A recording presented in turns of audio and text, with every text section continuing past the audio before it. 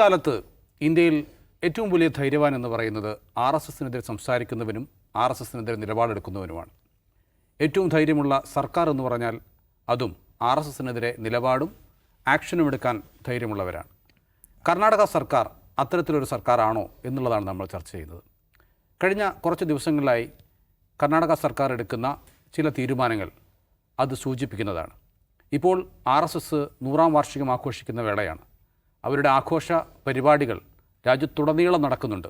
ഇങ്ങ് കേരളത്തിലും കർണാടകയിലും ഉത്തരേന്ത്യയിലുമെല്ലാം അത് നടന്നുകൊണ്ടേയിരിക്കുന്നുണ്ട്. അവിടെയാണ് കർണാടക ഉറച്ച ഒരു തീരുമാനമെടുത്തിരിക്കുന്നത്. പൊതു ഇടങ്ങളിൽ RSSൻ്റെ റൂട്ട് മാർച്ച് അടക്കമുള്ള പരിപാടികൾ അനുവദിക്കില്ല എന്ന് അവർ ഉത്തരവിറക്കിയിരിക്കുന്നു. അതിൽ എത്രത്തോളം ആത്മാർത്ഥതയുണ്ട്, അല്ലെങ്കിൽ സർക്കാർ ആ രീതിയിൽ തന്നെയാണോ? പ്രത്യേകിച്ചും അതൊരു കോൺഗ്രസ് സർക്കാരാണ്. അവർ RSSനെതിരെ ഇത്ര ശക്തമായ നടപടിയെടുക്കാനുള്ള ധൈര്യം അവർക്ക് എങ്ങനെ ലഭിച്ചു എന്നുള്ള ചോദ്യമാണ് ഉയരുന്നത്. പ്രത്യേകിച്ചും തമിഴ്നാടൊക്കെ അത്തരത്തിൽ ഒരു തീരുമാനം നേരത്തെ തന്നെ എടുക്കുന്നുണ്ട്, ഇപ്പോഴും തുടരുന്നുണ്ട്. കർണാടക ആ രീതിയിലേക്ക് മാറി എന്ന് തന്നെ നമുക്ക് പറയാൻ പറ്റുമോ? അങ്ങനെ പറയാൻ പറ്റില്ല നൗഫലെ. ഇതെന്ന് വെച്ചാൽ RSS റൂട്ട് മാർച്ചുകൾ നടത്താൻ പാടില്ല എന്നൊരു ഓർഡറല്ല യഥാർത്ഥത്തിൽ കർണാടക സർക്കാർ ഇറക്കിയിരിക്കുന്നത്. പ്രൈവറ്റ് ഓർഗനൈസേഷൻസ് പബ്ലിക് പ്രോപ്പർട്ടികളിൽ, പബ്ലിക് പ്ലേസുകൾ, സ്കൂളുകളാകട്ടെ റോഡുകളാകട്ടെ മുൻകൂർ അനുമതിയില്ലാതെ മാർച്ചുകൾ നടത്താൻ പാടില്ല, പരിപാടികൾ നടത്താൻ പാടില്ല, ഒരു ജനറൽ ഓർഡറാണ്. അത് പ്രകാരം പലയിടത്തും RSSൻ്റെ പരിപാടികൾ നടക്കാതെ പോയിട്ടുണ്ട്.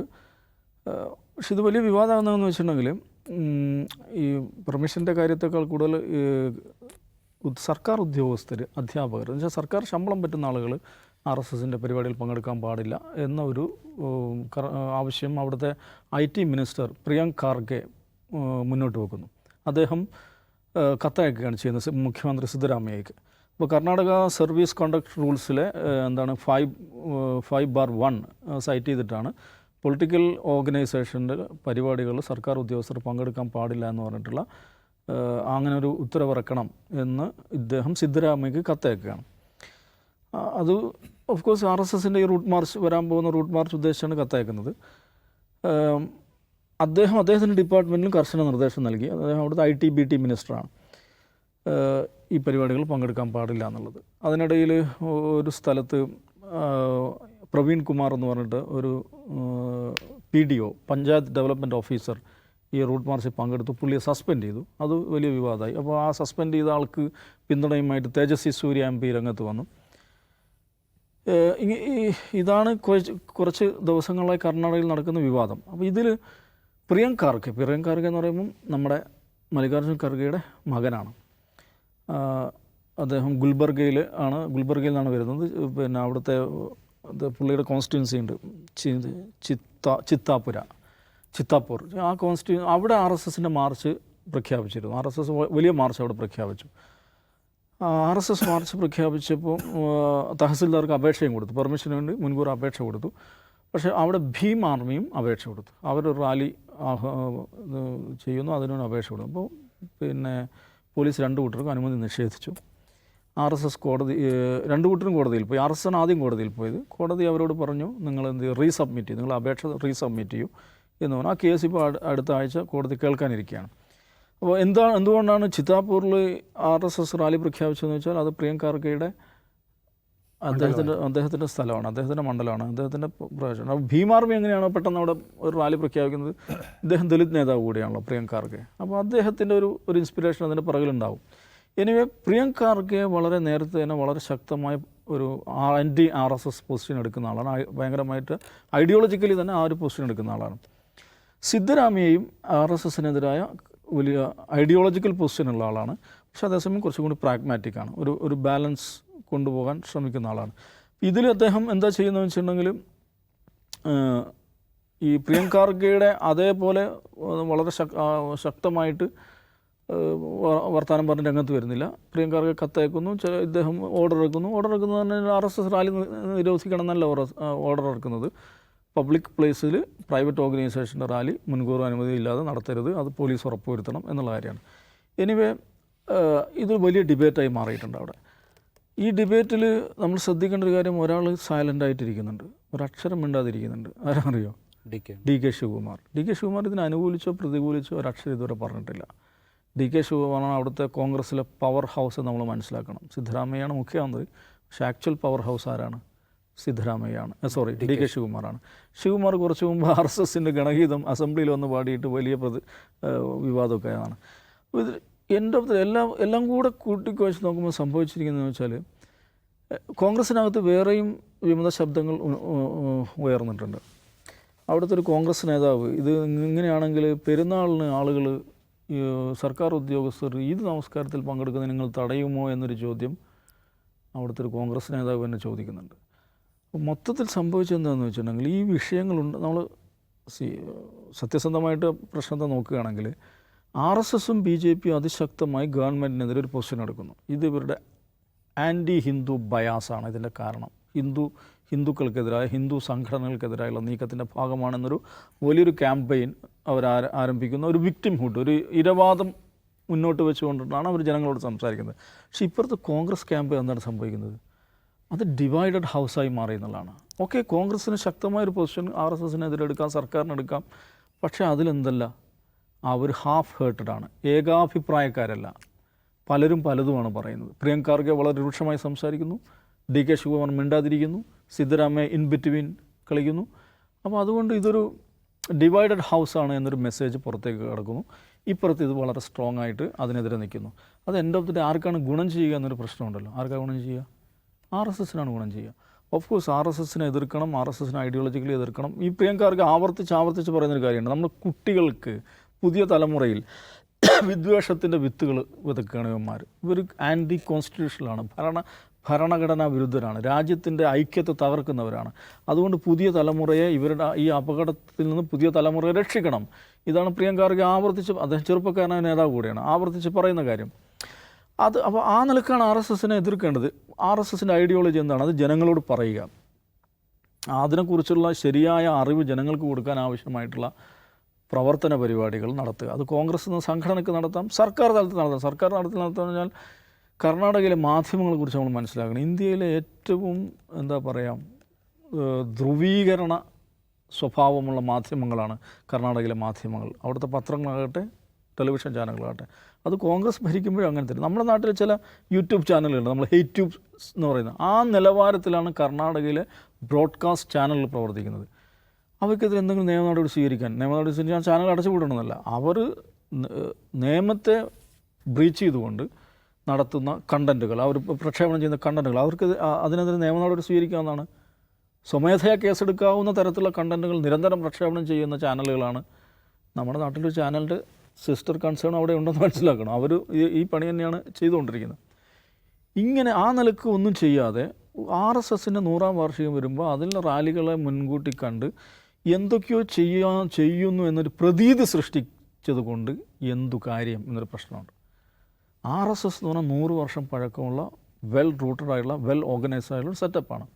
അങ്ങനെ ഒരു പ്രസ്ഥാനത്തെ എതിരിടുമ്പോൾ അതിനാവശ്യമുള്ള ഹോംവർക്ക് ചെയ്യണം, അതിനാവശ്യമുള്ള മുന്നൊരുക്കങ്ങൾ ഉണ്ടാകണം, അതിനാവശ്യമുള്ള ആശയപരമായ പരിസരം എടുക്കണം, അതിനാവശ്യമായിട്ട് സ്വന്തം ക്യാമ്പിനെ എക്വിപ്പ് ചെയ്യണം. അതൊന്നും ചെയ്യാതെ വെറുതെ ഒരു മന്ത്രി കുറേ ഡയലോഗ് അടിക്കുക, കുറേ ഇതാക്കുക. അത് end of the day in practice RSSന് ഗുണം ചെയ്യുകയാണ് ചെയ്യുക. RSSനെതിരായിട്ടുള്ള സമരമാണ് ഉദ്ദേശിക്കുന്നതെങ്കിൽ കോൺഗ്രസ് ഹോംവർക്ക് ചെയ്തിട്ട് ചെയ്യണമെന്നാണ് ഞാൻ പറയുന്നത്. റാവു, ഇതിലിപ്പം കോൺഗ്രസ് കർണാടകയിൽ അധികാരത്തിൽ വന്നിട്ടിപ്പം കുറേ കാലമായി. അപ്പോൾ ഈ സമയത്തൊക്കെ എടുത്ത ഒരുപാട് നടപടികൾ, ഇപ്പോൾ ഹിജാബ് വിഷയത്തിൽ അതുപോലെ വിഷയങ്ങളിലൊക്കെ കോൺഗ്രസ് എടുത്ത നിലപാടുകൾ ഇതുമായി നമുക്ക് താരതമ്യം ചെയ്ത് നോക്കിക്കഴിഞ്ഞാൽ കോൺഗ്രസിൻ്റെ നിലപാട് ആത്മാർത്ഥമുള്ളതാണ്. അല്ല, ഈ RSSനെ എങ്ങനെ കൈകാര്യം ചെയ്യണം, നരേന്ദ്രമോദിയെ എങ്ങനെ കൈകാര്യം ചെയ്യണമെന്ന കാര്യത്തിൽ കോൺഗ്രസിന് ഒരു കാലത്തും ഏകരൂപമുള്ള ഒരു നിലപാടുള്ളതായിട്ട് എനിക്ക് തോന്നിയിട്ടേയില്ല. RSSൻ്റെ രൂപീകരണ കാലം മുതൽ, കോൺഗ്രസിൻ്റെ രൂപീകരണ കാലം മുതൽ ഇങ്ങോട്ടെടുത്താൽ RSSനെ എങ്ങനെ കൈകാര്യം ചെയ്യണം, RSS രാജ്യത്തിനെതിരാണ്, RSS ഒരു ഹിന്ദുത്വ സംഘമാണ്, അത് ഭരണകൂട രൂപമായി മാറിക്കഴിഞ്ഞാൽ രാജ്യം വീഴും, പിന്നെ നമുക്കൊരു നിലനിൽപ്പുണ്ടാവില്ല എന്ന നിലയ്ക്ക് ഒരിക്കലും കോൺഗ്രസ് അതിനെ കണ്ടിട്ടില്ലല്ലോ. ഇന്ദിരാഗാന്ധി ആയാലും രാജീവ് ഗാന്ധി ആയാലും എല്ലാം RSSനോട് സംസാരിക്കുകയും ധാരണ ഉണ്ടാക്കുകയും RSSൻ്റെ സഹായം തേടുകയും ഒക്കെ ചെയ്തിട്ടുള്ളവരാണ്. പലയിടത്തും കോൺഗ്രസ്സുകാർ RSS ഒരു സാംസ്കാരിക സംഘടനയാണ്, RSS is equal to Hindu എന്നൊക്കെ കാണുന്നവർ തന്നെയാണ്. RSSൻ്റെ പ്രോജക്റ്റുകൾ ഹിന്ദുക്കളുടെ പ്രോജക്റ്റാണ്. RSS കൊണ്ടുവരുന്ന അമ്പലം പൊളിക്കൽ പദ്ധതികൾ ഹിന്ദു സെൻറ്റിമെൻറ്റ്സ് ആണ്. രാമക്ഷേത്രം RSS കൊണ്ടുവന്നാണെങ്കിൽ ആ രാമക്ഷേത്രം ഹിന്ദുക്കളുടെയാണെന്നൊക്കെ വിചാരിക്കുന്ന RSS is equal to Hindu എന്ന് വിചാരിക്കുന്നതാണ് ബഹുഭൂരിപക്ഷം കോൺഗ്രസ്സുകാരും, പ്രത്യേകിച്ച് ഇവിടുന്ന് കേരളം വിട്ട് കഴിഞ്ഞാൽ. അപ്പോൾ RSS രാജ്യത്തെ ഒരു പ്രധാന ത്രെട്ടാണ് എന്ന് പറയുന്നവരെ അത്ഭുതത്തോടെ നോക്കുന്നവരാണ് കോൺഗ്രസ്സുകാരിൽ പല ആൾക്കാരും. അതുകൊണ്ട് കോൺഗ്രസ്സിന് ഒരു കാലത്തും RSS ഒരു മേജർ ത്രെട്ടാണെന്ന അഭിപ്രായം ഉണ്ടായിട്ടില്ല. ഉറക്കെ കോൺഗ്രസ് RSSനെതിരെ സംസാരിക്കുന്ന എത്ര കോൺഗ്രസ്സുകാരെ നമ്മൾ കേട്ടിട്ടില്ല. ഇതിനു മുമ്പോട് പറഞ്ഞു രാഹുൽ ഗാന്ധി ചൗക്കിദാർ ചോർഹെ എന്ന് പറഞ്ഞ മുദ്രാവാക്യം വിളിച്ചു പറഞ്ഞു. മോദി കള്ളനാണ് എന്ന് പറഞ്ഞുകൊണ്ട് മുദ്രാവാക്യം വിളിച്ച് അദ്ദേഹം തെരഞ്ഞെടുപ്പിൽ ഇറങ്ങി കഴിഞ്ഞ 2019. അദ്ദേഹത്തെ പിന്തുണയ്ക്കാൻ എത്ര കോൺഗ്രസ്സുകാരുണ്ടായിരുന്നു? മുതിർന്ന കോൺഗ്രസ് നേതാക്കൾ പല ആളുകളും ഡയറക്റ്റായിട്ടുള്ള ഈ അറ്റാക്ക് ശരിയല്ല. RSSനെതിരെ രാഹുൽ ഗാന്ധി ഉറച്ച ശബ്ദത്തിൽ സംസാരിച്ചു. എത്ര പേർ ആ ഉറച്ച ശബ്ദത്തിൽ കൂടെ സംസാരിക്കാനുണ്ടായിരുന്നു? അപ്പോൾ കോൺഗ്രസിൻ്റെ ഇപ്പോഴത്തെ ഭയങ്കര വെറ്ററൻ ലീഡേഴ്സായിട്ടുള്ള വളരെ സീനിയേഴ്സ് ആയിട്ടുള്ള ലീഡേഴ്സ് പലരും RSSനെ അങ്ങനെ ആക്രമിക്കേണ്ടതില്ല എന്ന് വിചാരിക്കുന്നവരാണ്. അതിൽ പല ആൾക്കാരും AK ആന്റണി പോലും നിങ്ങൾ കണ്ടിട്ടുണ്ടോ RSSനെ കവിഞ്ഞ് ആക്രമിക്കുന്നത്? AK ആന്റണി ഏറ്റവും കൂടുതൽ ആക്രമിക്കുക മാർക്സിസ്റ്റ് പാർട്ടിയാണ്. അത് അദ്ദേഹം RSSനെ അല്ല ആക്രമിക്കുക. അപ്പോൾ RSS ഒരു പ്രധാന ശത്രുവാണെന്ന് ഒരു കാലത്തും കോൺഗ്രസിൻ്റെ പ്രധാന നേതാക്കൾ കണ്ടില്ല. RSS ആണ് പ്രശ്നം എന്ന് ഉറക്കെ പറയുകയും ഷാർപ്പായി പറയുകയും ചെയ്ത ഒരു ലീഡർ എപ്പോഴാണ് ഉണ്ടായത്? രാഹുൽ ഗാന്ധി വന്നപ്പോഴാണ്. രാഹുൽ ഗാന്ധി നിരന്തരം പറഞ്ഞുകൊണ്ടിരുന്നു RSS ഈ രാജ്യത്തിൻ്റെ സാഹോദര്യ ജീവിതത്തിന് ത്രെട്ടാണ്.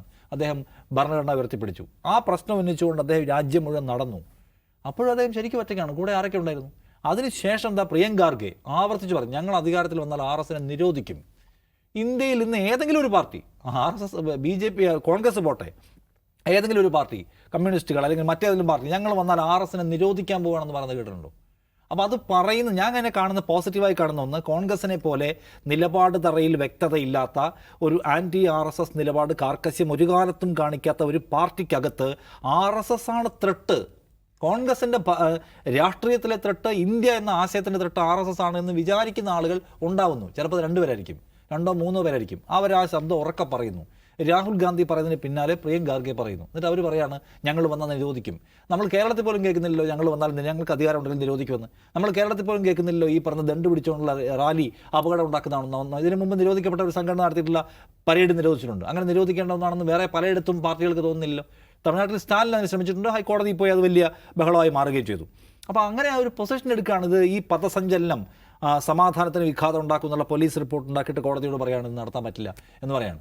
അപ്പോൾ ഞാൻ അതിനെ കാണുന്നത് കോൺഗ്രസിനിൽ നിന്ന് ഒരു പ്രതീക്ഷയുടെ കിരണം. കോൺഗ്രസിന് അതിനകത്തൊരു ഒരു ഏകാഭിപ്രായം ഉണ്ടാക്കുക എളുപ്പമായിരിക്കില്ല.